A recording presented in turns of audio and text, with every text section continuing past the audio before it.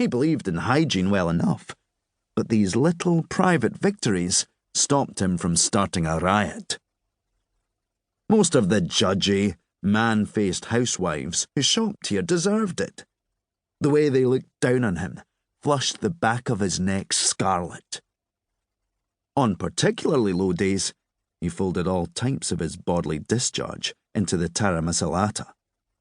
He sold an uncanny amount of that bourgeois shite. He had worked for Kilfeathers for over a year. It was never meant to be that long. It was just that he had to feed himself and pay his own dig money each week, and the supermarket was the only business that would take him. Mr. Kilfeather was a parsimonious bastard. He liked to staff the shop with anyone he didn't have to pay a full adult wage, and Shuggie found himself able to take short shifts that fit around his patchy schooling. In his dreams, he always intended to move on. He had always loved to brush and play with hair. It was the only thing that made time truly fly. When he had turned 16, he had promised himself he would go to the hairdressing college that sat south of the River Clyde. He had gathered up all of his inspiration, the sketches he had copied from the Littlewoods catalogue and pages ripped from the Sunday magazines. Then he had gone to Cardonald to see about the evening classes. At the bus stop outside the college, he alighted with half a dozen 18-year-olds.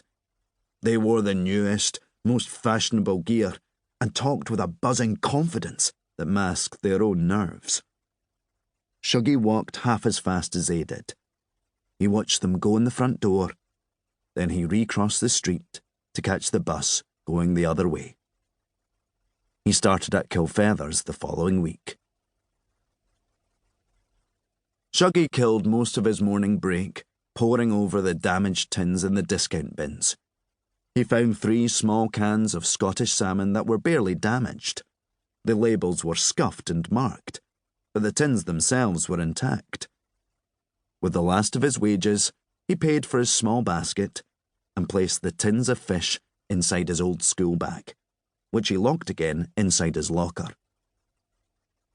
He sloped up the stairs to the staff canteen and tried to look nonchalant as he passed the table of university students who worked the easy summer shifts and spent their breaks looking self-important, surrounded with thick folders of revision notes.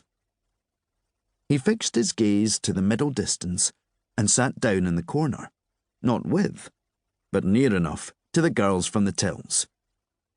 In truth, the girls were 3 middle-aged Glasgow women. Ina, the ringleader, was a rake-thin, poker-faced woman with greasy hair. She had no eyebrows to speak of, but she did have a faint moustache, which seemed unfair to Shuggie. Ina was rough, even for this end of Glasgow, but she was also kind and generous in the way hard-done-to people often are. Nora, the youngest of the 3, wore her hair scraped tightly back and held in place with an elastic band.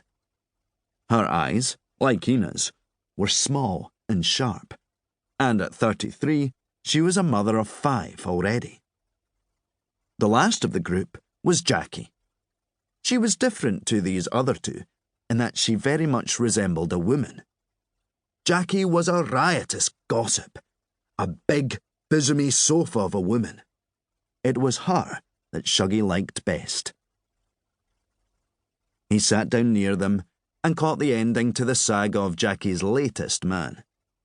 It was guaranteed that the women were always full of good-hearted patter. Twice now they had taken him along on their bingo nights, and as the women drank and howled with laughter, he sat amongst them like a teenager who couldn't be trusted to stay home alone. He had liked the way they sat easily together, how their bulks surrounded him, and the softness of their flesh pressed into his side. He liked how they fussed with him, and although he protested, how they pushed his hair from his eyes and licked their thumbs to wipe the corners of his mouth. For the women, Shuggie offered some form of male attention, and it did not matter that he was only 16 and 3 months. Under the La Scala bingo tables, they had each tried at least once to...